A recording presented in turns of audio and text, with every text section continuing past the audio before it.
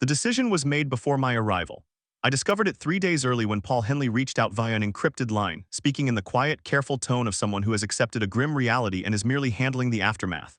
He explained everything directly. He predicted the exact tally. He instructed me to enter our prepared statement into the official log, ensure Earth's formal complaint was properly noted with legal references, and return home. I promised him I would manage it. Technically, that was accurate.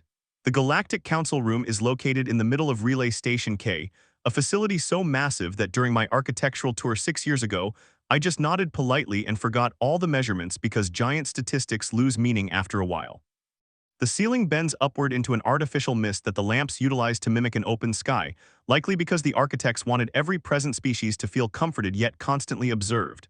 The ground is buffeted to a bright shine. The benches go up in layered circles for 47 groups, each area set for the unique air and gravity needs of its occupants. Some tiers were sealed behind thick glass. One was packed with a thick golden fluid where the aquatic team managed their business with slow elegance. My seat was 3 inches too high. My feet hung above the ground. 6 years of sitting in this room, and I had filed a complaint about the seat only once, getting a reply from the front office that the issue was sent to a minor board. That happened 4 years ago. Certain problems you just learn to endure. Owen Dale sat on my left, my young assistant, 26 and highly intelligent, though his face still revealed his emotions without his consent. On my right was Nina Cross, our legal expert, a person whose intense calm was developed from years spent in chaotic chambers, having decided long ago that staying still was the only logical reaction to those places. Counselor Breen from the Avathy Alliance read the indictments. The Avathy speak in blended tones, which my ear translator turned into a sharp human voice that sounded permanently let down by the universe. The list took 11 minutes. I clocked it. Volatile, erratic, unable to maintain diplomatic peace, and dangerously inventive when handling disputes. And the final point, which caused a noticeable shudder among our back row team, consistently fixing issues in ways that generate far greater problems for every neighboring society in the area. A noise came from behind me, not a laugh, but the specific sound of one being stifled. I stared straight ahead. Ambassador VTH of the Coralli Empire stood up from the center stage. The Coralli have never been hunted by anything in their entire history, and that confidence shows in their posture. Slow, heavy, certain that the path in front of them will shift to fit their path. VTH had 6 limbs positioned in the official stance that means, pay very close attention to my next words. His voice required no speaker system. It vibrated through the floor, the walls, and my chest, deep and completely self-assured. He stared right at me as he spoke, not at our team, not at our official badge on the desk, but at me. He had studied my background before entering, and he wanted me to realize it. He crafted his argument the way skilled lawyers do, using facts instead of feelings. One proven point placed next to another, then another, until the final point felt like an absolute certainty rather than a choice.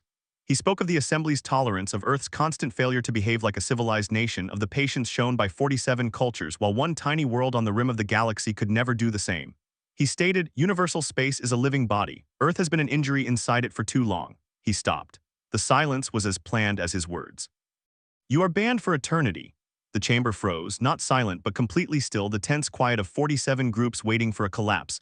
The written speech was on my wrist device. Paul had composed most of it. Our legal staff had edited it 4 times over 3 days. It was polite, proper, and answered everything. If I recited it now, Earth's official protest would enter the permanent galactic archives, giving future historians a clean record to study. I turned the device face down on the desk. Owen stopped inhaling. Nina remained frozen. I stared back at Ambassador VTH. His 6 limbs were motionless. His stance communicated, I am waiting for you to grasp your defeat. I grinned, not my usual diplomatic expression for these rooms. I recognize that look well after wearing it for 6 years. It suggests, I follow the rules, I respect the leaders, I am causing no trouble. That look is a weapon, and I used it so often across 6 years that it felt like putting on an outfit.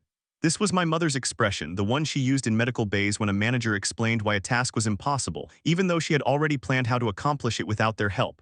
I stated, yeah, all right, 2 words. The mood transformed. The room stopped waiting and attempted to comprehend something it had never encountered before.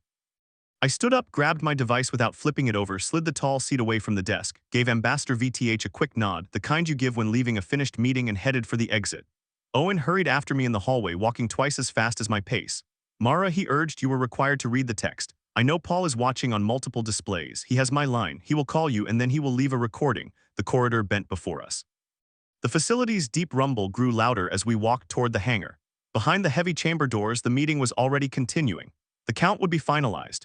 Earth would be officially and permanently cut off from the Galactic Council, losing trade security, military pacts, network links, and every agreement that protected humanity from being viewed as an inconvenience instead of a nation.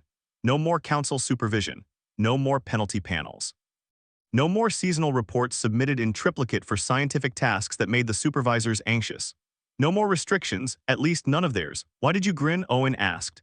I pictured Dr. Petra Crane and the document she delivered 14 months back, 8 packed sheets I reviewed twice in one night before sending to Paul with a brief note.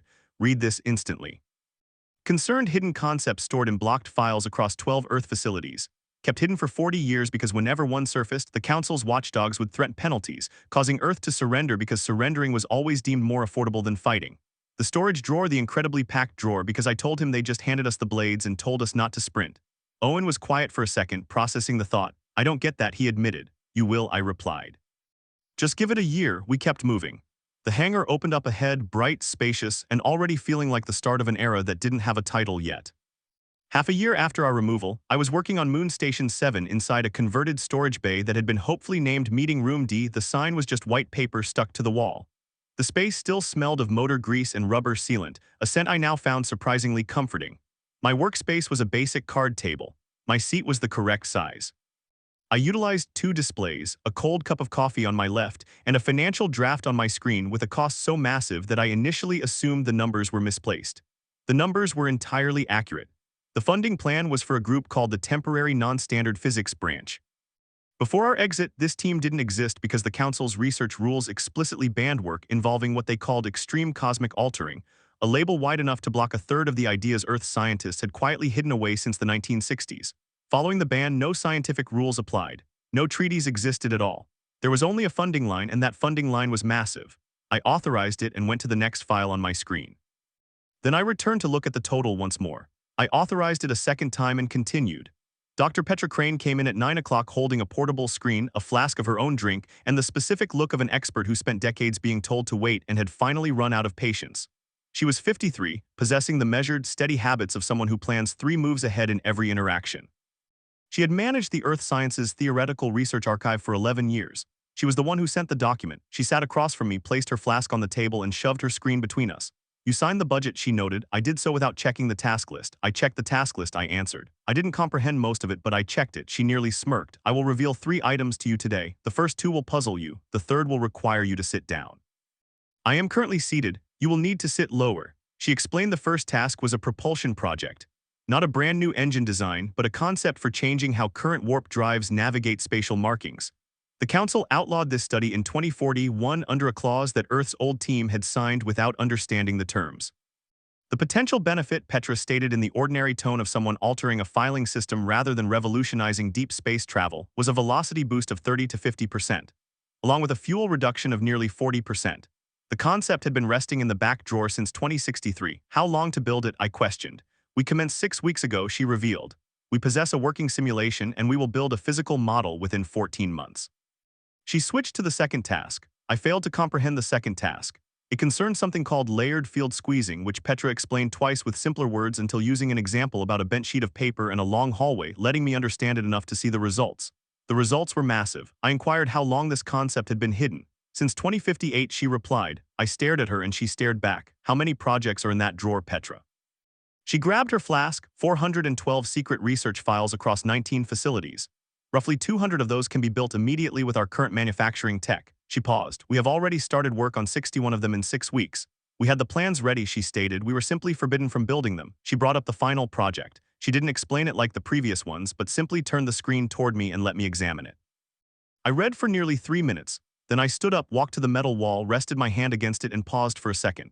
Then I returned to my seat, which meant I had stood up and sat right back down just as Petra had anticipated. This isn't just an idea, I remarked. No, she confirmed. It stopped being an idea 4 years back. We have been waiting for authorization to launch a massive trial. What delayed you? She stared at me directly. Someone to inform us we had permission. I envisioned 47 groups in a circular chamber. I envisioned a 6-armed leader with a booming voice and total confidence that his actions were correct. Conduct the trial, I ordered. She grabbed her flask and rose. We ran it this morning, she revealed. I came here to present the data. She left the device. I sat by myself in the oily storage bay with cold drink on my left and a screen full of data that the Council's top science group spent 40 years ensuring no human was ever allowed to create. 14 days later, a secret message arrived from the Corelli leadership. The text was polite and indirect, the type of careful wording sent when someone desires data but refuses to admit they need it. The message inquired politely and with heavy formality if Earth could offer any clarity regarding the surging broadcast traffic coming from human sectors. It noted what looked like major building projects at 6 locations in our system and asked if Earth planned to re-engage with the Council regarding these tasks. They expected, I realized, to monitor us after half a year and find a broken society struggling without trade deals or military safety net. Instead, they detected construction noise. My manager, Greg Ash, who endured the miserable chore of checking my outgoing text files, passed me the message with a note requesting a polite and neutral reply. I wrote the reply, 4 sentences. The final phrase stated, "Nothing happening in human space concerns the Galactic Council, as the Council's power over humanity was officially and permanently ended during our removal half a year ago." I transmitted it before Greg could inspect it. He rang me 40 seconds later, but I let it ring out. The message was gone. The drawer was wide open, and inside a bay on Moon Station 7, Dr. Petra Crane and 400 experts who waited 2 decades for a green light were already running trials 62 through 71. We hadn't even touched the lower shelves yet. 18 months following our exit, I held a new designation. I was the liaison for external consequences, which sounded, as I told my mother over a glitching video line, like a fake title created by an organization out of naming ideas. My mother, an emergency nurse for 31 years who knew every polite phrase for a disaster, remarked that it sounded like I was the person summoned when a massive problem became unavoidable for everyone. She was accurate. My workplace was on the New Earth Diplomacy Hub, built just past the boundary of Council territory, meaning it was neutral space, which was exactly why we chose that spot, and every leader understood the message. The room had a window viewing 400 kilometers of manufacturing work. It felt like the most honest view I had ever possessed. The Havari crisis arrived at 6:40 a.m. A Havari shipping fleet of 12 freighters had been navigating a path near human space that they used for 30 years. The route crossed a region that used to hold a raider outpost, which the Council technically outlawed but ignored because destroying it required an agreement that 3 corrupt factions would always block. The base existed for decades. Everyone knew it and everyone agreed to look away. The fleet arrived to find the base missing. Not smashed or deserted, but completely gone. The debris indicated something had been thoroughly and quickly cleared out. The fleet reported this to the Council shipping office, asking who cleared the zone and what rules were followed. The shipping office forwarded the issue to Earth's Consequences branch because we were the only independent force nearby and the prime suspect. My official reply: no permission was needed or requested. The base was dismantled by Earth units as a standard route safety task. The Galactic Council's control over human choices, including actions in neighboring free space, was terminated at our expulsion. We wish the Havari fleet a safe journey. 3 Council nations filed official protests. I tossed them into a file labeled Official Protests, which was filling up quickly. Ambassador VTH requested a private meeting 2 days later. The note came through a hidden line bounced 3 times to hide its origin, showing his team spent real effort ensuring it couldn't be traced as an official Council act. He wanted to chat quietly without a paper trail. I accepted. We met in a free zone of Transit Hub Vane, a commercial stop used by 16 cultures. I showed up early, finding a lounge with a functional snack machine, a tiny victory since my requests for machine access were denied for 6 years. I bought a sugary snack and finished half before VTH arrived. He brought 2 guards who stayed outside while he entered alone. He sat across from me, his 6 limbs resting in a stance I had never seen before, one missing from my diplomatic manuals. I recorded it mentally and kept my face neutral. He looked like a leader who had rehearsed his text and was now hesitating to speak. "Delegate Voss," he began. "I am no longer a delegate," I corrected, "but Mara works." A silence. "Mara," he stated, "I wanted to discuss recent events privately." "I know," I replied. "Some in the Council are worried about our speed. Not officially worried, but anxious. I get the difference. There are also those who feel the current reality, though born of proper Council rules, caused results that were not fully expected." I finished the rest of my snack. "Is that your way of saying the ban didn't work out as planned?" VTH was silent, then spoke in a deeper, lower register. "The Council would consider a temporary consulting system, not a return or a reversal, just a framework for talks." "I will pass it along," I said. "Please weigh it seriously." "I weigh everything seriously," I countered. "Just ask Owen." VTH stared at me, his face showing a brief, unreadable shift. "You are not what I anticipated," he admitted. "Ambassador," I answered, "that is the most genuine phrase I've heard in 18 months. After he departed, I sat in the lounge and considered 3 things keeping the Council's networks busy, based on our daily spy reports. First, Earth's new transit network, built without Council permits, linking 6 hubs and running 41% faster than standard lanes. We charged no toll, inviting any ship to use them, and traffic climbed weekly. Second, 4 major Council nations had privately asked about our trade policies, not minor groups but mid-tier producers with serious manufacturing power. They weren't applying yet, just asking the questions you ask before applying. Third, Petra's team published a single 47-page document across every public science database. Because our network carried data, the Council's research board spent 6 weeks failing to copy our results, stopping their public updates after the third failure. I weighed these points, then remembered the vote tally from 18 months ago, 44 to 3. 3 cultures said no to our exile. I memorized their names while sitting in that giant chair. 3 out of 47 looked at the charges and refused to ban us. I hadn't messaged them once, deliberately waiting while keeping their profiles updated. I adjusted them now, holding my trash. I thought soon, but not yet. 2 years and 8 months following our removal, the Autonomous Human Compact included 14 star systems, 11 non-human allies, a trade web moving more product than the Council's entire outer region, and a joint defense system that experts labeled formidable in reports that clearly avoided even stronger descriptions. It also possessed a foreign secretary, me. I hadn't asked for the job. My theory involves a chaotic week in month 19, a financial sheet I built at 2:00 a.m., and someone sharing it without my permission. By the time I noticed, it had spread everywhere and Paul was calling to say the board wanted me for the role. I asked if anyone better existed, and he noted that since I built the system everyone was using, I was the candidate. I accepted. The group's first grand assembly occurred on Earth Station inside a space that was a cargo bay 6 months prior. We installed real floors, seats for 12 species, and a working vending machine with items from 9 worlds, a logistical victory that took 3 weeks of sourcing. I am a poor public speaker, keeping notes on both wrists. Walking up, I knocked a water cup off the stand, but Owen snatched it out of the air without spilling a drop, a positive sign. I viewed the audience, 11 cultures in specialized seating, including an aquatic tank along the wall built at high expense, used once for business and twice for swimming. Humans filled the back and center. Lena Ford, our chief negotiator, sat up front with her screen open and a calm expression, ready for any version of my speech. I stated, "All right, so we constructed a thing." A quiet chuckle rippled through the human rows. 18 months back, I continued, we were banned from the Council for reasons including being difficult to understand.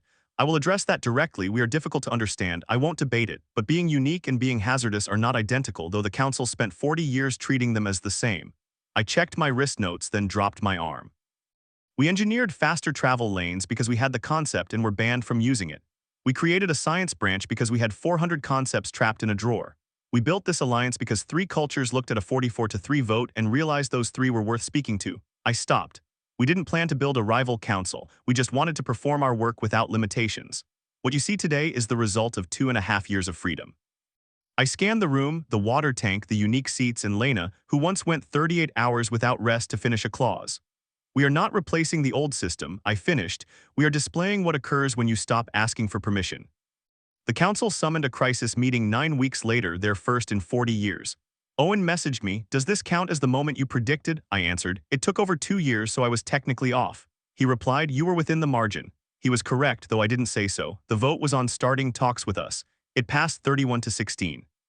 The 16 opposing votes came from the exact nations that cheered loudest for our exile, calculating that isolation would break us within 5 years. They understood the old math, but they misunderstood human resilience when left outside. The official message arrived 3 days later. It was long, structured, and used mutual benefit 4 times early on, expressing interest in starting a dialogue while acknowledging our growth with tight-lipped restraint. On page 4, a highly debated clause described our exile as a regrettable misunderstanding born of a complex moment. A regrettable misunderstanding.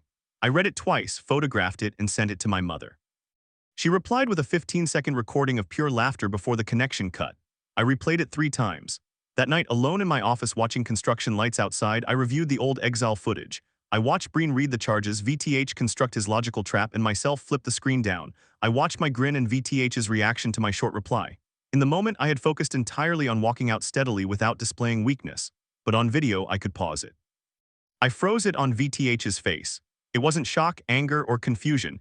It was the look of a leader realizing something he hoped to never face, a sudden, private realization that his assumptions were completely wrong. They had known deep down but risked the wager anyway. I saved the file and moved on. 4 years and 2 months following our removal, our response to the Council's invite was 312 pages long, checked by 47 lawyers from 9 cultures, and edited by me 6 times, finishing late at night over a cup of hot tea that burned my lip.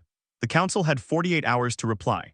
Lena Ford had managed our team for 8 months, possessing the skill to make opponents feel respected right before they realized they surrendered everything.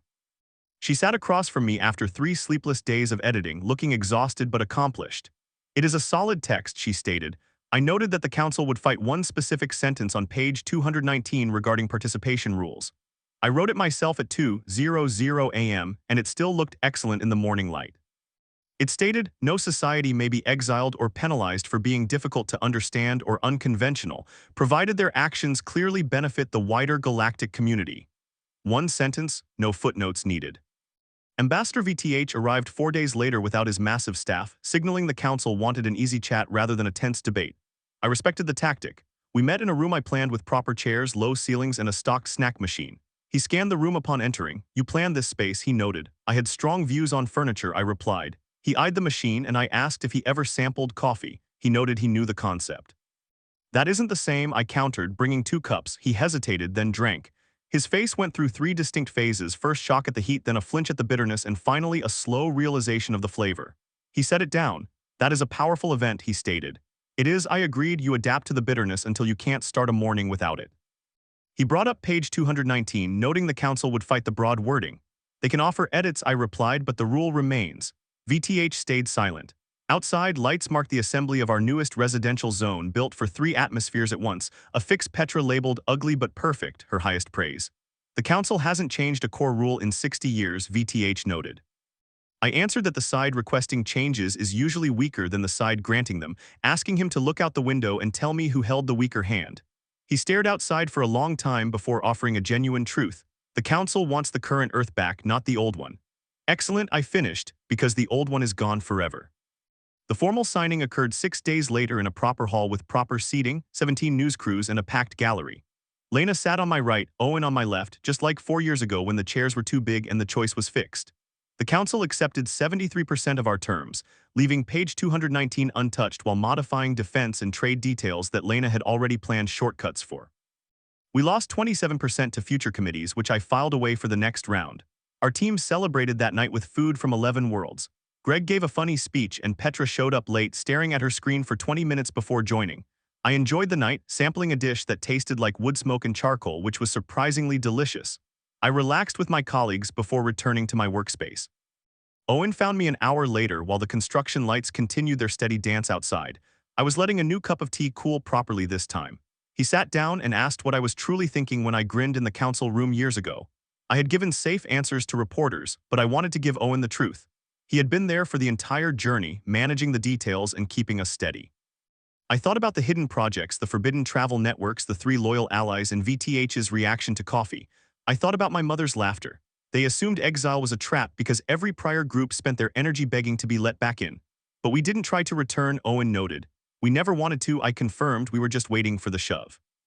Owen processed this as the lights shifted outside.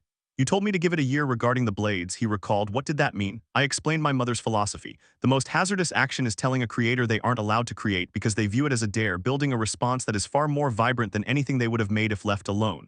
I sipped my tea. They handed us the blades hoping we would trip, I finished, but instead we built a machine that runs by itself.